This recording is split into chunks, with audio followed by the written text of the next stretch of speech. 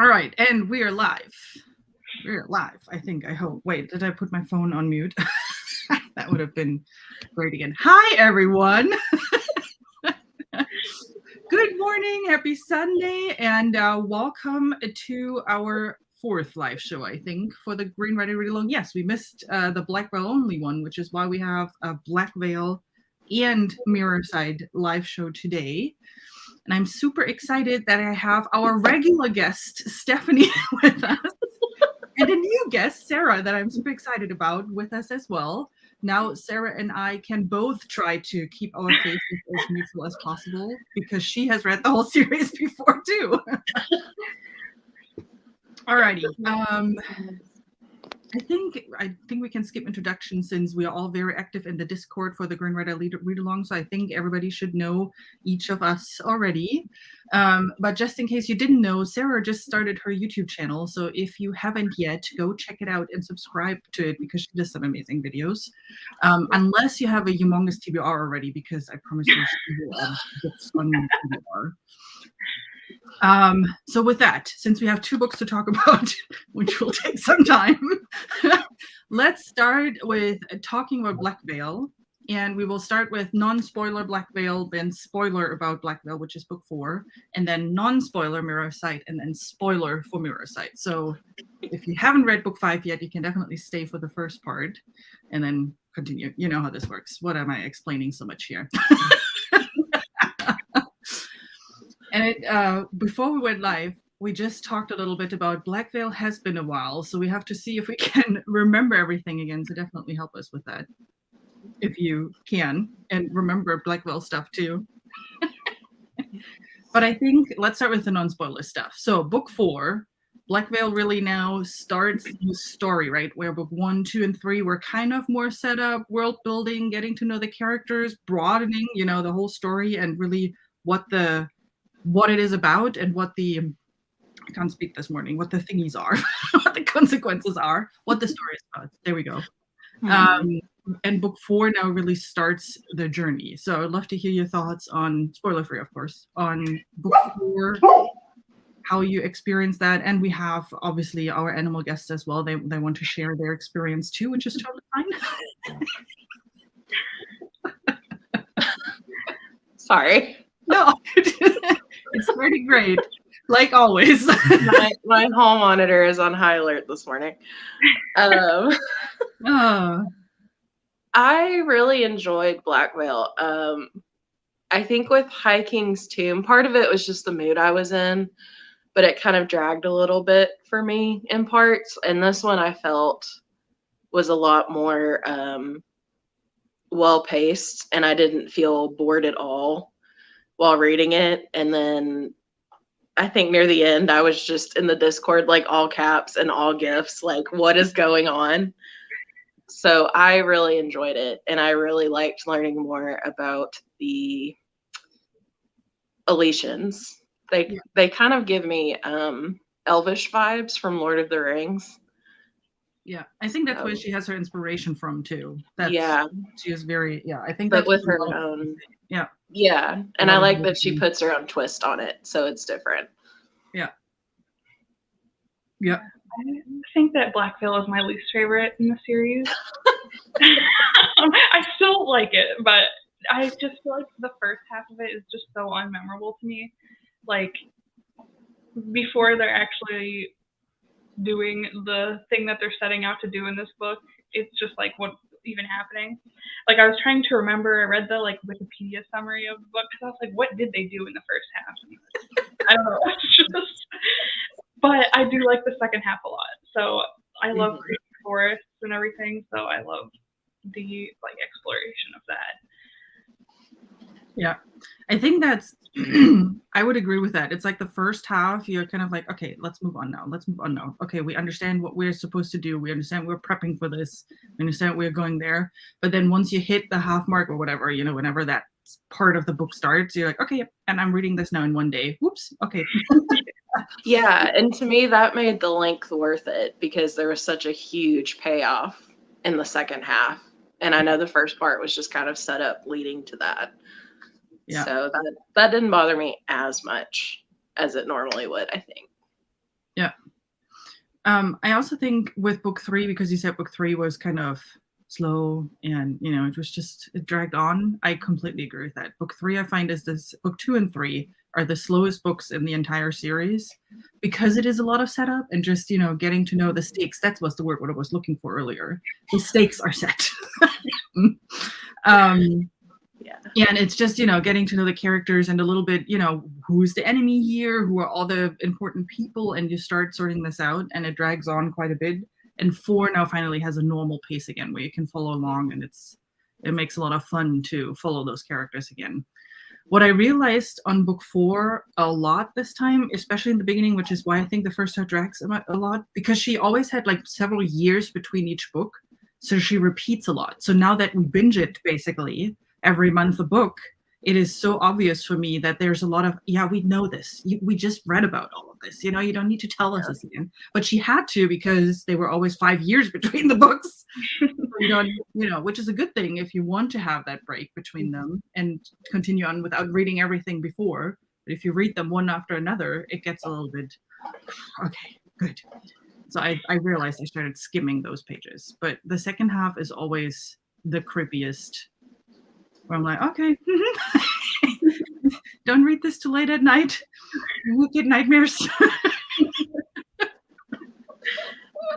Yeah, especially with the ground mites. Those things are so fascinating, but so creepy at the same time. Yeah. Yeah. Did you feel book 4 got a lot darker? Because I remember I kept saying, it gets darker, it gets darker. Was that noticeable for you in book 4? Mm-hmm. Yeah, there was definitely a tone shift in it. Yeah. Which I liked, which sounds bad, but there's just more like, there's more at stake, so you're more invested because it's darker, and yeah. And I feel like it just added more layers to it that I wasn't expecting. Yeah. Well, it's definitely not YA anymore, I don't find. Where I can totally see that with like the first 3 books where you have YA moments. This one, not so much. I don't know if I would give that my 14-year-old daughter or something. Yeah. And I feel like Kerrigan has matured, even though I know the books span some time. Since I've read them so close together, it feels like a short time. But I like that she's matured mostly past the YA stuff like she had in the first book. Yeah. She's what, in her early mid-20s in Blackveil, right? Like about... I think so. They never say an age, really. It's at the beginning, they say, at the very beginning, she's 16, and then I think in First Writer's Call, she's 17 or 18, but then they never talk about her age anymore. But I think she's in her early 20s at that point, yeah. Would make sense, right? With everything that happened? Mm-hmm. Sure. Let's just go with that. Yeah. Did you have a favorite part in the book? Spoiler free. We're still in the spoiler free section. Something that was really memorable for you. I think. Can I just say this whole second half? I know. Yeah. I'm looking to see. Yeah, it has been a while with Blackveil. I'm currently thinking too. It's like, yeah, second half sounds good. Mm-hmm. I think well, it's harder. There's one exception. There's one exception in the second half where I'm like, nope, definitely not a favorite part. But yeah, I feel like a lot of it's hard for me to pick out a favorite, but I can definitely pick out my least favorite like immediately. Because the whole second half, there were so many good moments. Yeah. Do we just want to go into the spoiler section so we can actually talk about those moments? It makes it easier. I think we are just at the point at the series where non-spoilers gets really, really hard. Mm-hmm. Alrighty, just making sure. Alrighty, there we go. Just to make sure that we're talking spoilers now. All right, do we want to get the least favorite scene out of the way so we can talk about all the good stuff? I don't know why that's for me always with fantasy books. Like, I understand they're high stakes. You don't have to have a rape scene in a book to show me that that a character is bad and that the character is just the villain of all villains. I never understood that in any fantasy book. Same with, like, that's one of the things why Game of Thrones for me felt so manipulative, because he always describes all the torture scenes and rape scenes in all detail. And it's like, you can just say got raped, got tortured, right? You don't have to go into that excruciating detail to tell me this is a bad person. I got it. It feels just like you really have to show that off. Kite Runner had a scene like that too, where it's just like, okay, I got it. It's a bad person. You don't need to be so descriptive. What's the point of that? You're just doing it to be sensational. And that felt like one of those scenes to me where I just don't like that she did that. We would have gotten it all, even without. Yeah. Like, that guy, I can't even remember his name, Astora's cousin. Yeah. Like, you know that he's a bad guy before this. So it's like, why? I hate that scene so much. Yeah. Well, and just like the Kite Runner, like you said, I mean, I read that book, I think when it first came out-ish, or like 15 years ago, and that scene is still just haunted me. Yeah. And it's like, I don't want that to be the thing I remember from that book, because it had such a beautiful ending. Yeah. So you don't have to be so descriptive to show that he's a villain, like you said. Yeah. Because she did such a great job of writing him as not a good person before that, I feel like. And that's the point. The way she writes characters, you immediately understand what's going on and what they're about, and you understand their emotions, you understand their why they're doing certain things. I completely agree. We would have completely gotten it that the cousin just wants his own power and he just wants to use her, and that he is like one of those weird people that no one likes and that shouldn't even be at court, you know? Yeah. Yeah. And like the fact that Astora was like influenced by his like blackmail, it kind of lessened my opinion of Astora, that she would do that. Like, like, so what? He's trying to blackmail you. Like, you're the queen. Like, you have power. And even if she didn't have the power, Zachary's gonna wake up and have the power to fix that. Yeah. Well, although to be fair, she didn't know that at that point, right? She wasn't. No one was really sure that he truly would wake up from everything. But it's still that whole piece of everybody all of a sudden against Astora and against Laren Mepstone, like the whole part leading to that deathbed marriage scene, or the execution of that rather, is just, I mean, it's political intrigue at its finest. You have to say that, that they all of a sudden were like, okay, we need to put the Realm first, and we cannot expect that he's going to wake up. We have to have contingency plans. But then that they forced her to execute it and have people like that. I know that's how it was in the Middle Ages, right? With kings and queens, they were watching that you execute. I mean, there were situations where they were watching that you execute the marriage in the first night, but it was just, yeah, I could have lived without that. You know, let her walk into the room and then fade to black or something, all good. But, yeah. Yeah. Yeah, but the political intrigue part, I really like. This whole part of, I mean, I didn't like what they did, obviously, but the way she set it up with, I forgot who those three other people were, but the weapons master and his advisor, and who was the third person? Oh, from the military, the person who leads the military. Names, who knows? But that those bonded together and basically said, okay, we have to, you know, get that marriage done, otherwise the country will end up in chaos. And how they then drugged Laren Mepstone to get her out of the way so she can't interfere with the queen. Now they backed the queen into a corner. And then how she got herself out of it, how she then afterwards proved herself of being like, hey, I am a good queen. I have good ideas on how we can help this country, and how she repositioned herself while Zachary was still kind of out of it. I thought that was really well done. And I mean, shows her strength as a queen a little bit more, right? I mean, it's all new to her, and she's in that weird situation that she never thought she would be in. But yeah. Yeah, and I feel like she was a pretty strong character before all that. So that's why, like, I agree with what you said, Sarah. It was like, Like I get it, but at the same time, it's like, did you have to? Like, which I still like her as a character, but yeah, that was tough to read for sure, and so cringy. And I was actually at work reading it, and I just had this like horrified look on my face, and I just saw coworkers walking by, like, Are you okay? okay, like, just leave me alone. Yeah.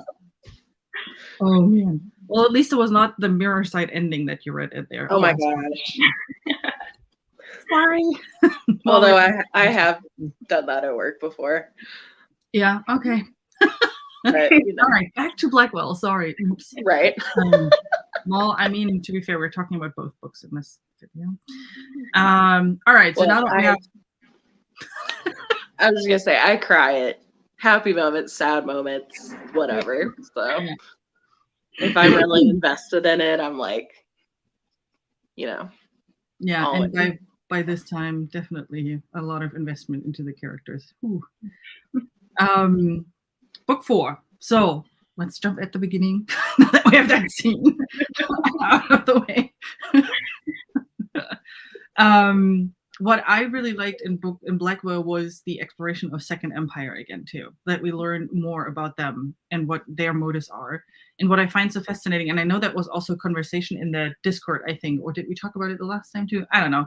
How she humanizes the Second Empire and makes grandmother and Lala and that whole team people that have their own belief and that just, you know, follow something that the other side doesn't believe in and tends to be the bad guy. It's like for them it's a good thing, right? I thought that was so fascinating how she set them up as their own community and how they think what they're doing is a good thing. And I really loved, I mean, they're still villains, don't get me wrong, but I loved how she did that. Well, it's very realistic, I feel like. Yeah. They're not just like being evil just to be evil. Yeah. Mm-hmm. Exactly. And then how, wait, was that in Blackveil at the end? Now I'm trying to remember. Am I going into book 5 or 4 right now? No, I think it happened in Blackveil at the end where Lala all of a sudden got a voice too. From where she was stealing the voice from Astral over the wall. Yeah, I thought that was just fascinating to see more of the magic, to see more of the people and how they bond and how close they are together. I really love that. Yeah, she definitely writes community really well, I feel like. Whether it be family or the writers or the Second Empire or what have you. I think you can tell she's definitely grown as a writer from the first book, which I really appreciate. And I really liked the first book, but I can see it just, her writing is just getting better and better because I'm just becoming more and more invested. Yeah. And appreciating stuff like that, like very realistic writing. Yeah. Not just like you said, to be evil, just to be evil. Well, the same with the Ground Mites, right? Once the Second Empire met the Ground Mites and started working with them together and spent time in their grandmother's, like, I don't know, hut, cave. I'm not sure whether it was anymore, really more cave probably than anything else. And how she helped them get to the sleepers and everything. It was just so interesting to see that dynamic and how they were working together. And then she killed her. I know. And this is, I'm bad about remembering like specific details, like what things look like.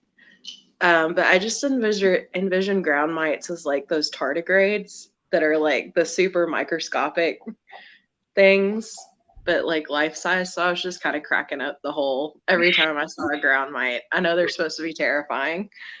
And then what was that one's name? Gubba or something like that. It cracked me up and I loved it. They are not that fun though. No, they're really not. And I don't know why I just all of a sudden got that image in my head, but it's not going away. So. I think in the Discord I said, what's his name? King Santanara Mhm. is his name, and I just kept reading it as Santana. Yeah, and now I thank you can't for unsee that. it. Mhm. Thank you for that. Mhm. Sorry.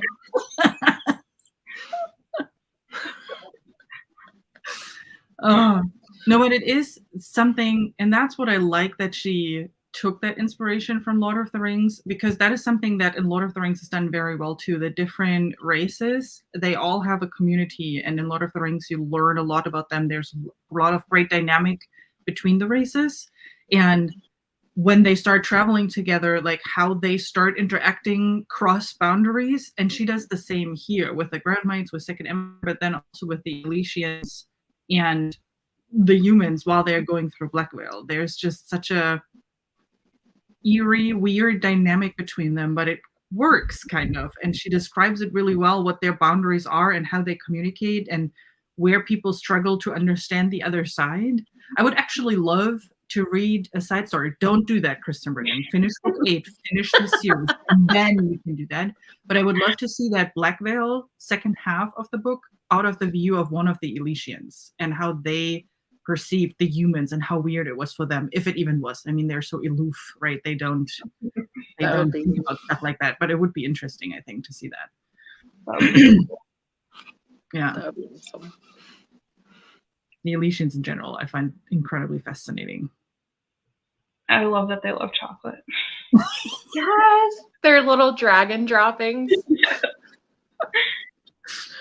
We have a gift for you. Here's 6 boxes of chocolate. Yes. Okay. I know. It was just so wholesome. Oh, but yeah, it's. I find it fascinating that besides their love for chocolate, they're just so cryptic, and everything is like, what are you trying to tell me right now? Okay, but it's a lot of fun. I think they're just a great addition to that series. Yeah, and how like also when you go in, when they went into the Blackveil, since that was the better part, and I remember only stuff from there. In the first half, I only remember the pining of Kerrigan towards King Zachary, like that over and over again, that she was, no, we can't have that relationship. Oh, but I really like him, but we can't, whatever. But in the second half in Blackveil, how they work together to get to that point of Carcel, however you pronounce it, Argentine, however you pronounce that. How they got there and how they work together to get there, but in their own ways. And I always found it fascinating when the Elysians kind of stopped and it's like, okay, we hear something, we feel something, with their magical abilities. I don't know. It was just such an eerie experience to read. Mm-hmm. All right. What else did we have in Blackveil? The hummingbirds. Oh, yes. Oh, yeah. The vampires of the bird world, let me tell you. And there are also those like creepy horses that I forgot about, like with like glowing red eyes, and like I feel like they were eating like corpses or something. I don't know if that's true, but those were creepy. Yeah, there was a short scene like that. In general, the animal world there, not so good. But yeah, the hummingbirds. I mean, when you live in a state where you have hummingbirds all around you, and you always look around your window, and you're like, oh, they're so cute. After that scene, go away, please. Just stay away from me for a day or two. Yeah, never look at them the same way again. No. And that scene was also so well written, where everybody was like, especially the humans, right? The Elysian kind of knew already what was happening there, but the humans like, oh, look, we have pretty birds here. And then when they realized that those birds are now hacking into the humans and are starting to suck the blood out of them, it's kind of like, okay.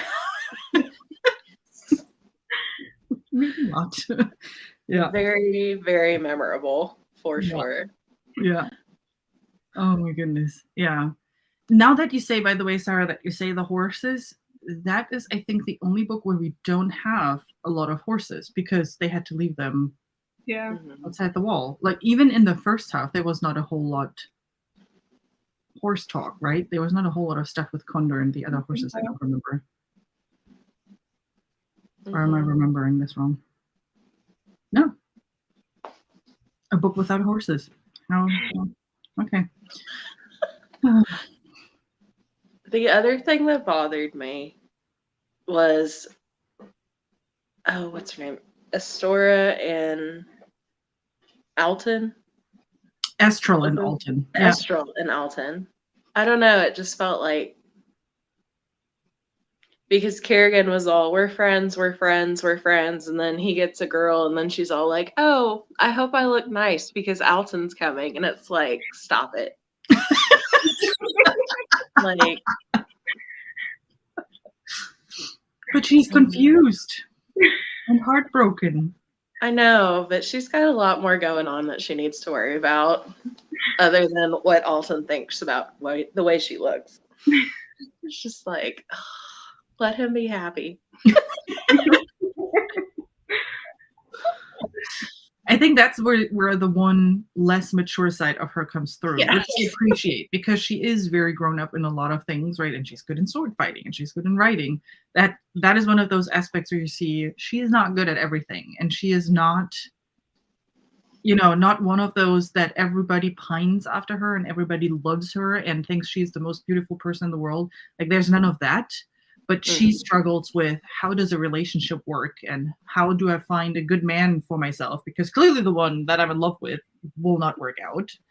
So what alternatives do I have? And then you go to your plan B, even though it doesn't make any sense to do that because you never loved that guy. So why now? But it shows that she has to learn a lot in that regards. Definitely. Yeah. Absolutely. Yeah. Yeah. So many love shapes. Yeah. I wonder if, in general, because the love interest has been part of all 4 books, right? And we all know it will continue. There will be love interest going forward. I wonder how the story would read if we wouldn't have as much of it. If the story would be the same, if we would be as interested in Kerrigan as a person, if we wouldn't see that side of her. If there wouldn't be a relationship, whatever, in love interest part of her life. I wonder if we would be as attached to her. As far as like Blackveil and before, I don't think, well, now that I say that, I think in this particular book, it wouldn't have bothered me if it was left out, but I've already grown to love her. And that's part of how she reached how she started to mature, I guess. That's a tough question. Yeah, it is.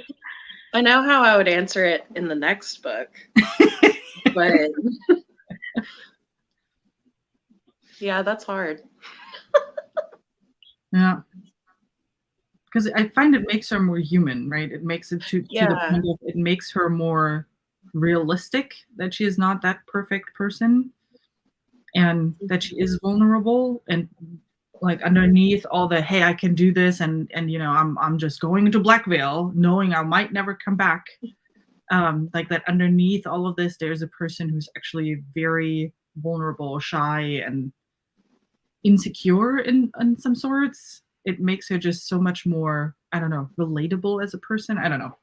I'm not saying yes or no. I mean, I to an extent, I like it the way Kristen Britain wrote it, because I'm all team Zachary.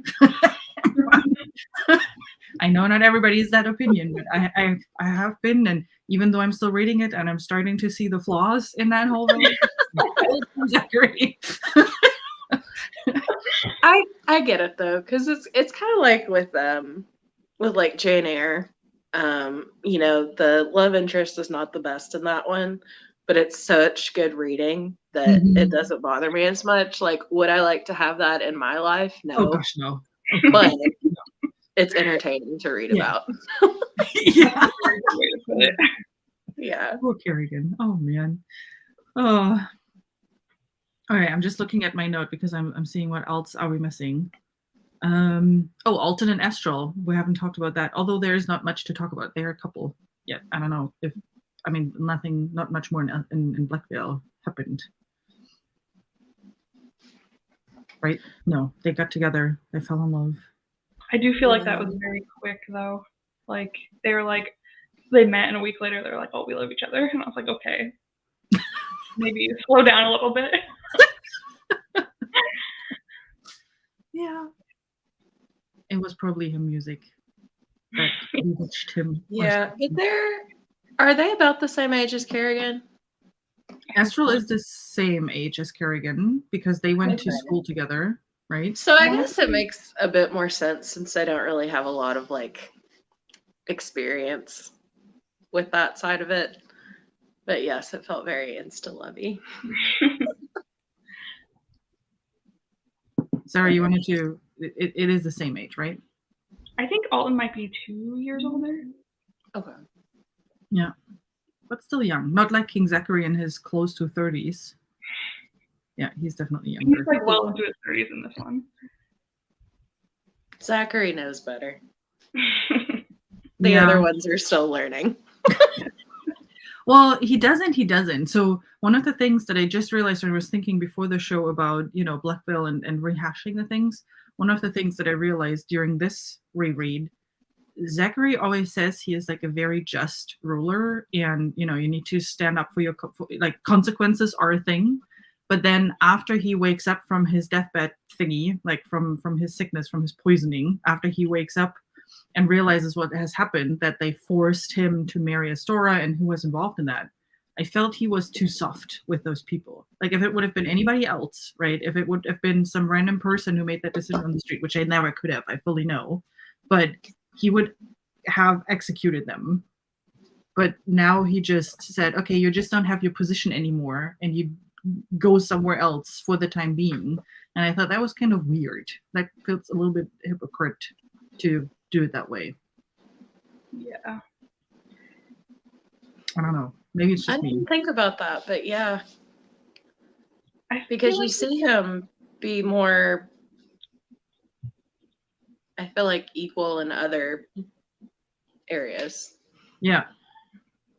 I want to say he had some sort of justification for being so, like, easy on those people, but I don't remember what it was. It's like it was for the good of the kingdom or something, maybe. Yeah, some of that, and because I know you so long and you've been in my services for so long. Yeah. And I trusted you, but this was really crappy from you. I mean, essentially, it was going against the kingdom because they always talked about that he has a plan B, right? That he has his whatever it was called locked away. If he dies, that we have an heir. I mean, that's what it was all about, right? That they wanted to have an heir for the throne. That it's not all the lords fighting against each other. And it was kind of like well, you didn't trust me that I prepared that, which I did, and it's treason against the throne. Blah, blah, blah. But because your service was so great and we've worked for so many years together, I won't kill you. I'll just exile you. Okay. Really? Okay, you just wanted to be nice. That's the moment where it's like, Kristen Britain, we clearly know you like to torture people. We clearly know you like to have people suffered. But now you're kind of nice and fluffy over here. That's kind of... Yeah, get it together. Yes, make a decision. You're either mean or you're not. Oh my goodness. Oh. All right. Anything else on Blackveil that I'm forgetting? That's all I had on my list. I think that was all the major stuff that I wanted to mention. Do you want to go to the fun book?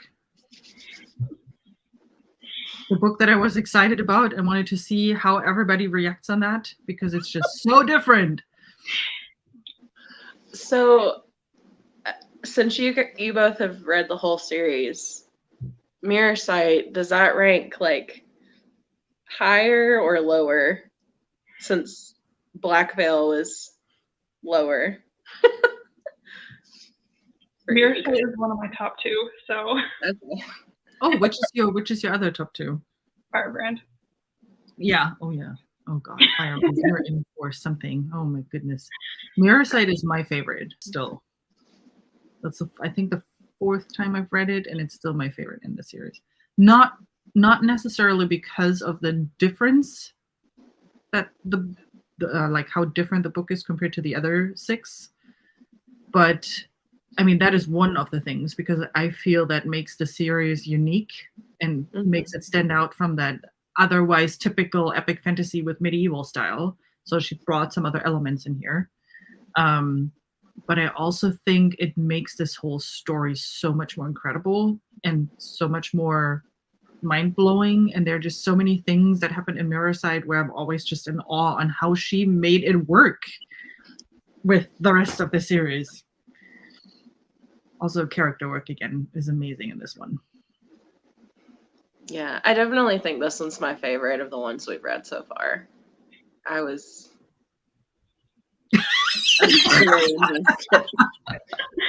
felt like I just needed popcorn for the second half of the book. Yeah. And once again, all caps, all gifts, like so much is happening. You know what? Let's just jump right into spoilers. There's no point in walking around Mirror Sight. There's just not. It's not. You can't.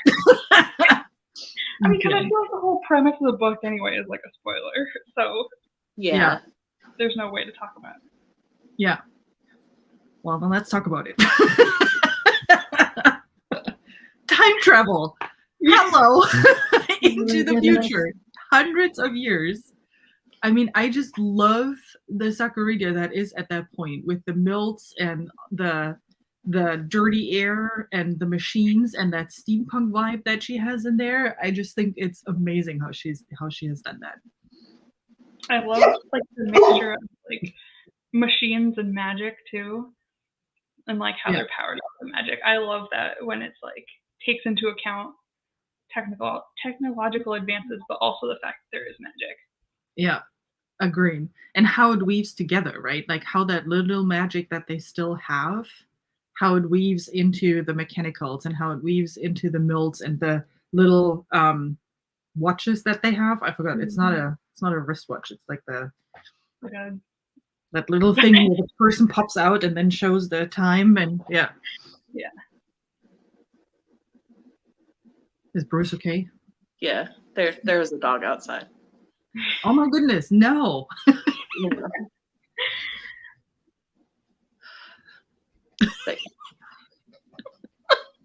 Sorry. Yeah, I totally missed the last part of what you said. The timepiece, is that what you said? General, the mix of magic and mechanicals, how they weave together. Yeah, I really, really liked that. And I thought it was interesting too with the guns that was just completely foreign to her. Yeah. And she wanted to stick with what she knew. And I thought that was cool how she wove all that together. Yeah. For sure. Well, also the fact that she was not able to see any of it, to touch it.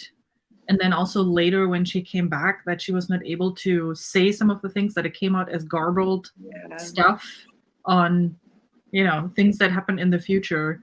Time travel is so difficult to pull off. And I find it fascinating how well she's done that, because usually you have like back in the future, do not interact with the future, do not interact with the past. You can just observe, right? No one can see you. Otherwise everything goes south. And that's kind of her point to an extent at least. But then how she takes things back of what hasn't happened, you cannot talk about anymore, and how she loses her memories because of that. Like this whole concept, how she built this whole thing is just brilliant, I find, in my unbiased opinion. I don't think I've ever seen that specifically in, at least in what I've read before. But I like that there were consequences, because I know like Cade was so excited about going back to the past, and then we find out he couldn't go. And it was so heartbreaking, but I wouldn't change it because it was just so well written. Yeah. And I really enjoyed the scene where they walked in and she's just written all over everything because she didn't want to forget. Yeah. And I thought that was just really, really well done. Yeah.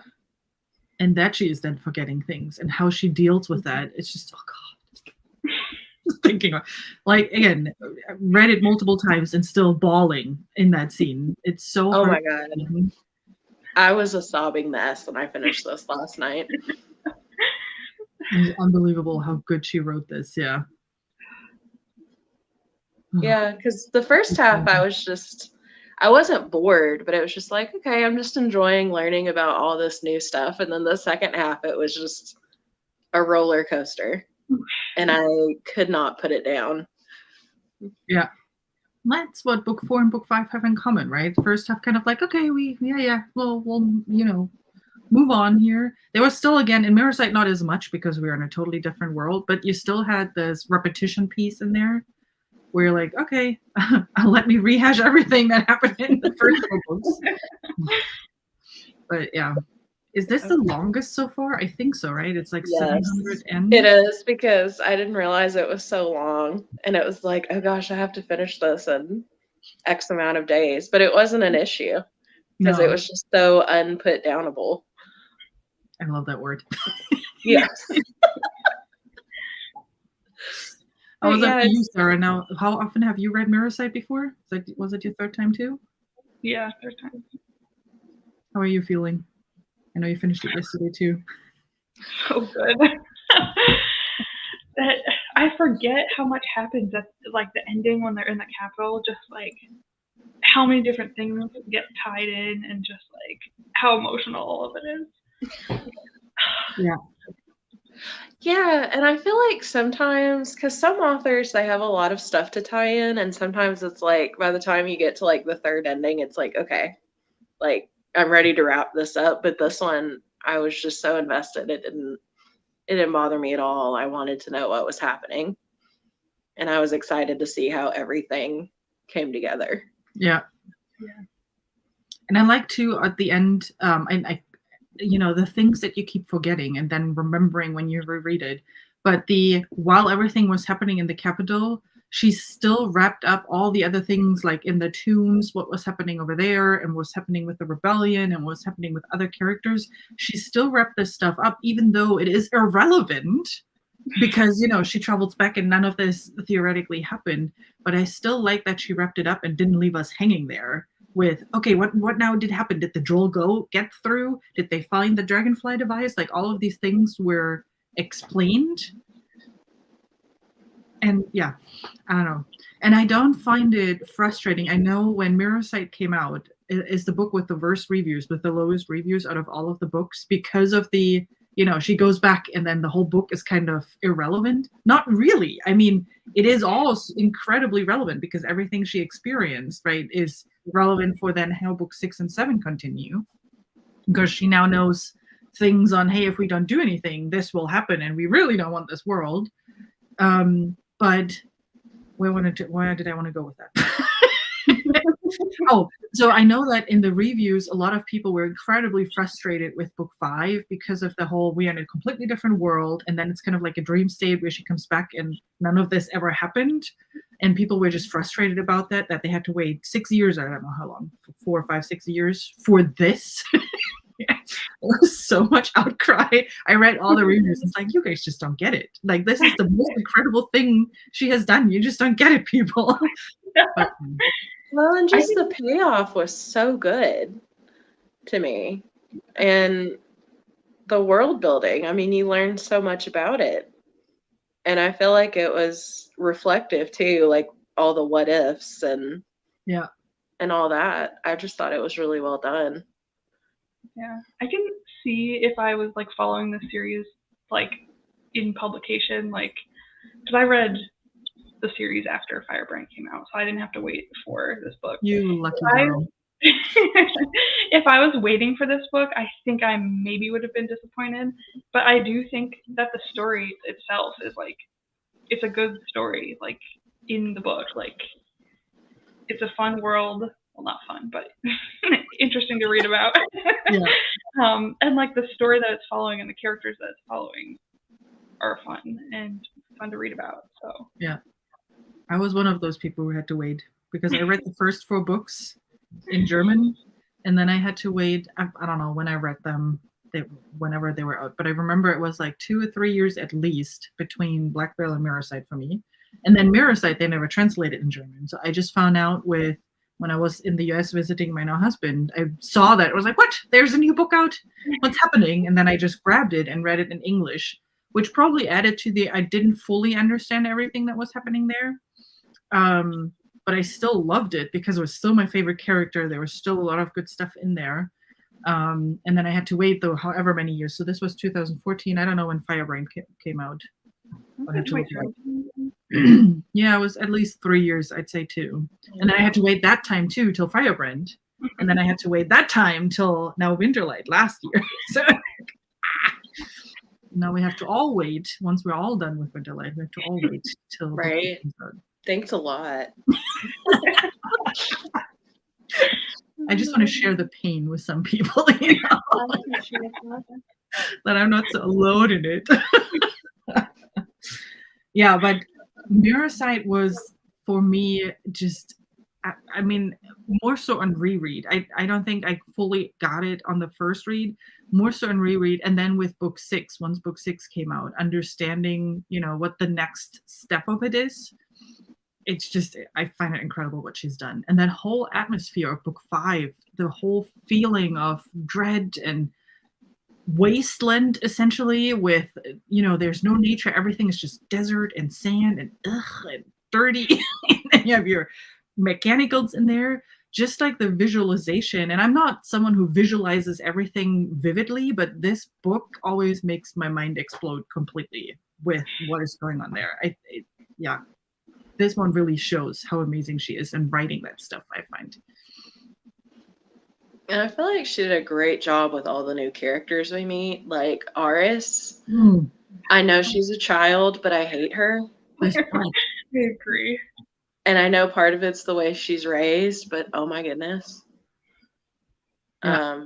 And Miriam. Yeah. I loved her. She was amazing. Especially once you figure out at the beginning, you think like, what's with her? But once you figure out that she's part of the rebellion and that she's actually on your side and just playing a role, hello. I know, she's a little salty lady and I love her. And how they both go against each other, both stubborn, right? Kerrigan and her, how they go at each other and how they basically put both, like how Miriam is trying to put Kerrigan into her place and the other way around too. I thought it was hilarious. Once Kerrigan said like, you are a servant, you have to be, you know. Yes. I was literally like, oh. Yeah. They were all great. And also, what's her name? Lauren? Yes. The other servant that was in the house. Yeah. And Luke. Oh my God, Luke. Yeah. And Cade. Oh, at the beginning, and again, you know, reread. But at the beginning, I was like, oh, Cade, you are an idiot too. Like, you are one of those snotty little privileged boys, which he really isn't. But he came across that way, that, you know, I'm close to the professor and I know things, and, you know, I'm his. He confides in me and I know his secrets and I'm better than everybody. Like, this attitude I couldn't at the beginning. But he got better at one point. Yeah, as you get to know him, and I like that he learns and grows with what he learns. He doesn't just stick in his box, if that makes sense. Yeah. I love that he kind of like was building his own rebellion outside of the professor, because the professor was just so comfortable just kind of keeping things as they were, and Cade is like, no, things have to change. Yes. Yeah. I appreciate what you're doing, but I'm doing my own thing now. Yeah. Yeah.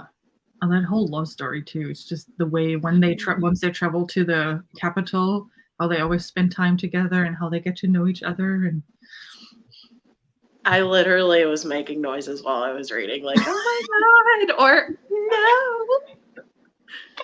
It was just, she wrote it so well. You should have done a vlog out of that. I would have loved to see. I know. It would have just been me like incoherent and sobbing for the second half of the book. But and I love that they were each other's first. I thought that was really, really sweet. Yeah. And they're both learning together. And then she ripped them apart. I Oh my know. goodness. That scene was not even it for me. Like where she had to let go of him, it was everything afterwards. When she ended up in the throne room again, just crying out for Cade, and then all the moments after where she was like, "I have to remember him. I have to remember him." And where she was Yes. when she's whispering "Cade, Cade, Cade" to herself. Oh, like Like she first, heartbroken. when she first gets back and like lands on the table and is like running off the table, like she doesn't even know that she's running off the table because she just wants to go back so bad. Yeah, Yes. Kills me. yeah, And I love too that when she did come in on that scene, Zachary was like, "Oh, it has to be Kerrigan because who else would come in like that?" And that's Yeah. like true. yeah. Oh, Yeah, and then everything, and once she, oh god, Yates, but once she gets the drawing of Yates of all of the people, oh my, that's that really, killed me. yeah, I was about to recover, and then we got to that, and I just started sobbing all over again. yeah, it's just, So incredibly sweet. And I love that we got to see him.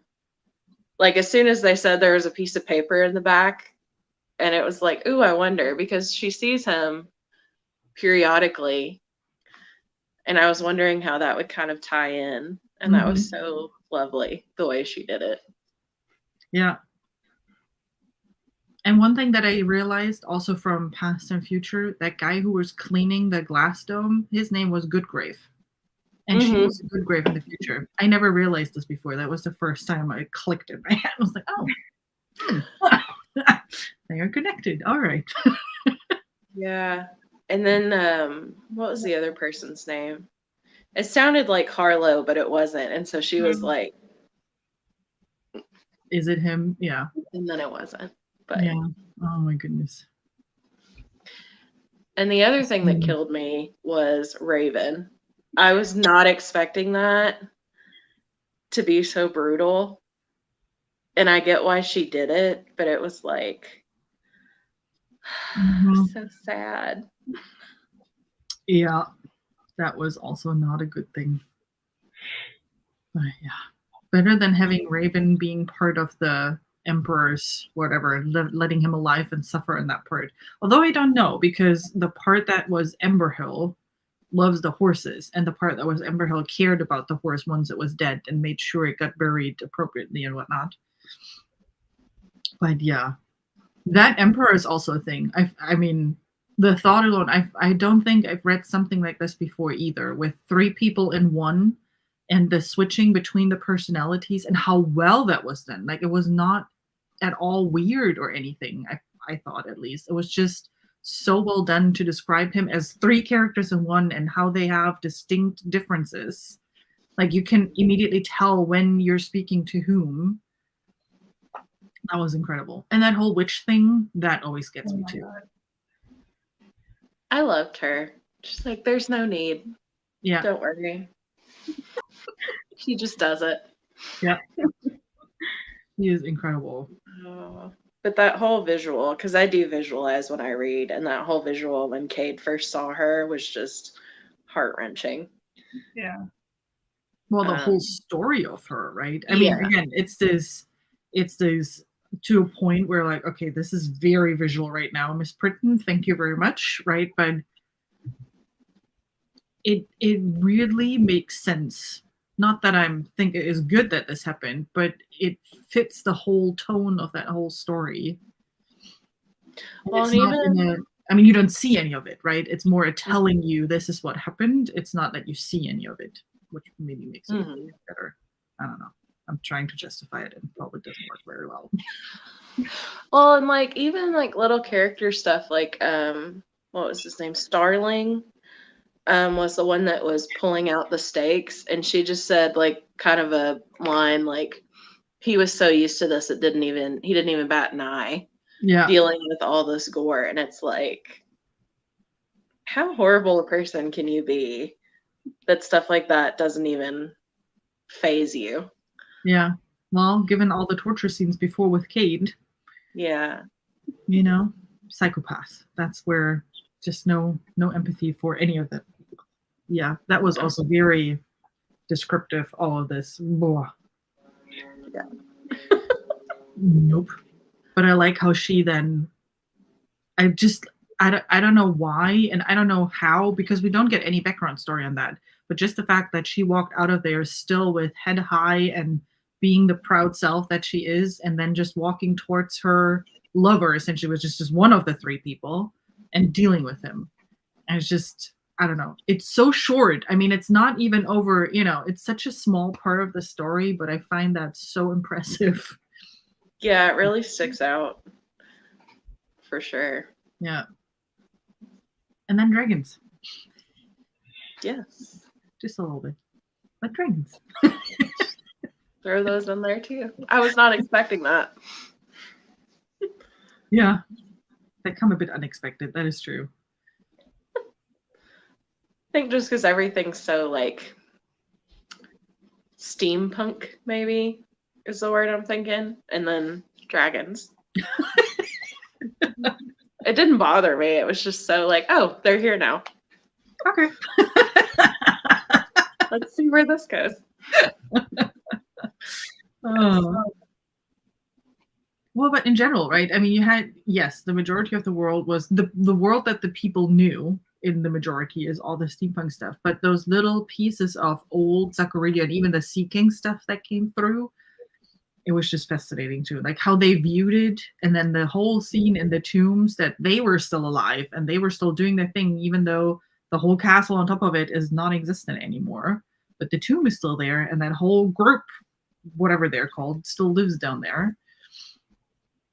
Is also just incredible to see. I'm just trying to think. I will not say anything, but I'm just trying to think that she found the dragonfly device, right? But she didn't get it. She was buried in the stone. She never told figured it out. them about it later, I think, right? I don't think she found it, but then she was like immediately crushed, so she didn't tell anyone Yeah. what it was. And we didn't hear what it was either, right? It was just a scene of she basically had her arm around it, and then okay. Yeah, because she told Zachary about it and said they just have a thing called the dragonfly device. Yeah. I think. Yeah. Oh man. I think I have to, now that I'm talking about Mirror Sight, I have to jump into Firebrand. That's probably one of the books I'm going to start. I know it's not July quite yet, but we're close, right? I mean, look how fast you snuck up on this. Hey, Kate.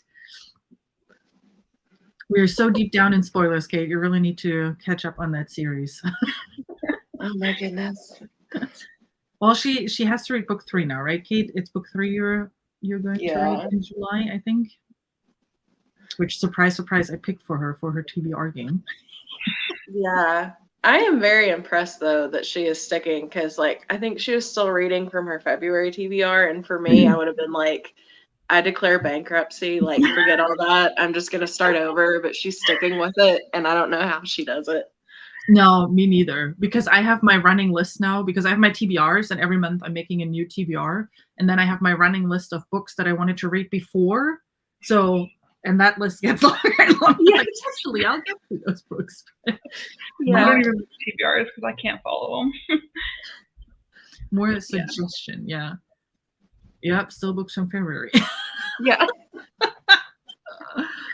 Well, persistent. I love it.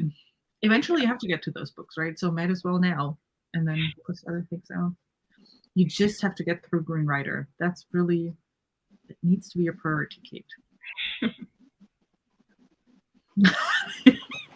But these last two were, to me, page turners, or at least the last 1.5.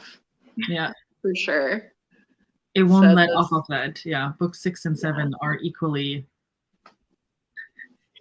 Awesome. That's why I have the shelves to my back so I don't see them. Yeah, mine are in the other room, over there. Yeah, no, book 6 and 7 are going to be a lot more like the second half of book 4 and book 5. So it's really, you want to read through those quickly. So it'll be 6, and then there's a novella between them, and then 7? Yeah. And the novella is 4 short stories. Sarah, correct me if I'm wrong, but I think it's 4 short stories. One of them is adds to the story. So after book 6 ends, one of the short stories explains a little bit more for what happened in book 6. The other 3 are just side stories. They have characters from the main series, but it really doesn't matter if you read those or not.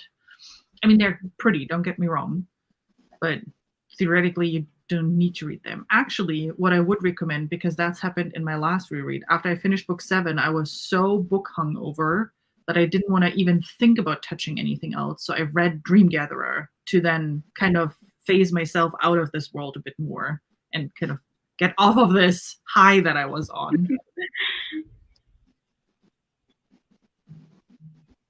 Yeah. I think that's a general problem.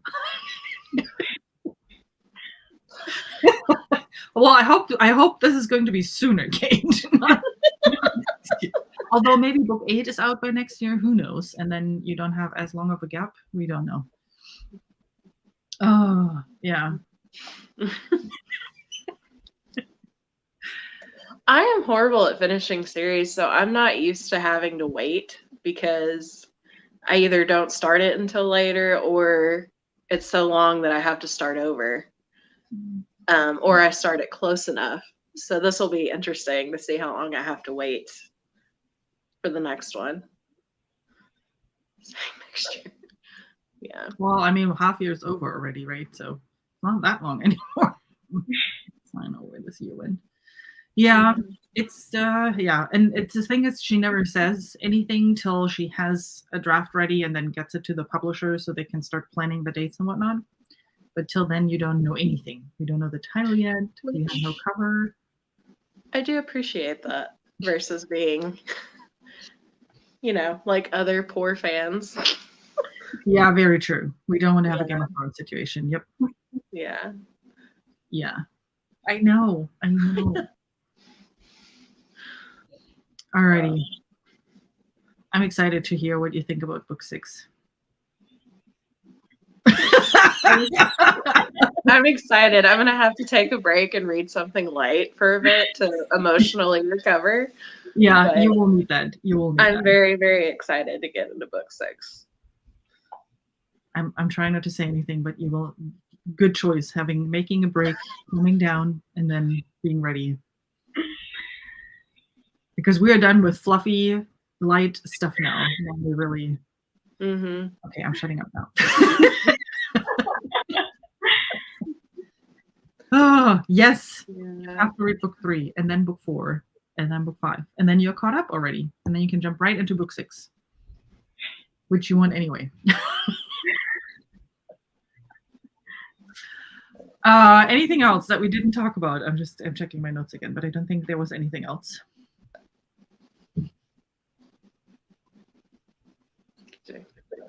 I think we touched on all the stuff I was itching to talk about. Same. You feeling good? We can let you go. I think I'm ready. I've had my therapy session now. I just love how I was posting updates and then your update was all just hugs. Like, hug. It's like, thank you. Because you can't say anything else. Like, there's nothing else to say. Oh. Yes. Sleeping. No regrets or shame. Alrighty, I think then we can take a deep breath now that we've been to our site. Prepare ourselves mentally for Firebrand. I might actually start that later because I'm kind of itching now. You're making me want to start it too. Well, I already created the channels in the chat because I knew, so you can jump right in. And I know this is book 6 is even longer, but it reads even faster because there's also so much happening. Okay, I'm shutting up now. I have to stop doing this. Love you too, Kate. Yes. All right, with that, deep breath. Looking forward to the chat on book 6. And this time, May was just crazy. That's why I didn't even think about putting a live together. But book 6 will need its own conversation, its own live chat. So we'll see each other there. Thanks so much for Zorn joining. Thank you. And then I'll see you all soon. Awkward waving. Bye.